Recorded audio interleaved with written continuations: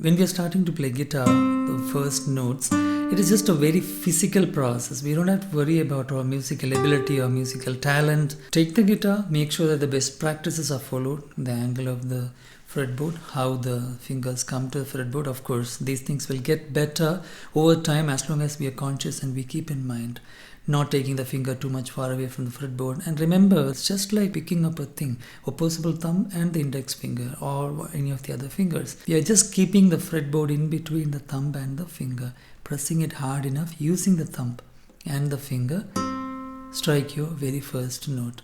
It's a physical process. Being able to play the first note or even the second note, we don't have to be musical, we don't have to think about how musically talented we are. The reason I'm saying this is, as a beginner, we may have a lot of doubts about, okay, are we musically talented?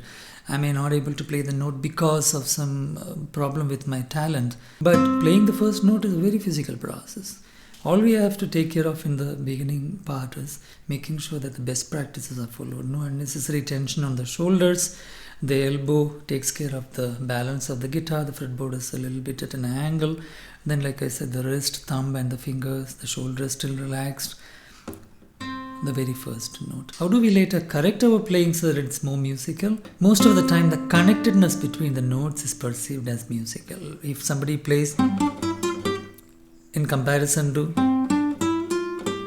the second one is more connected, and that may be perceived as more musical than playing disconnected. Playing like it is sung, that feedback loop, knowing how the music is meant to sound and training our body and mind so that the way we are playing matches more and more with the way it is meant to sound. That feedback loop also helps us as being perceived as more musically talented or playing musically.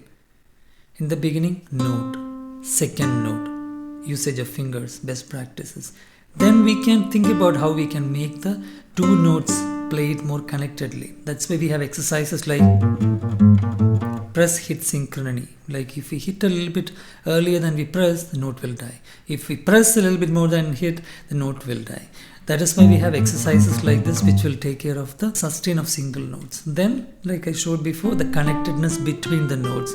Then we can get to slides and tools of connectedness between two notes and how we can mix and match them with just strikes. We can think about musicality and the tools which will improve musicality once we are a little bit familiar with the simple physical process of playing the notes. Do not compare your first notes with the final product of somebody else.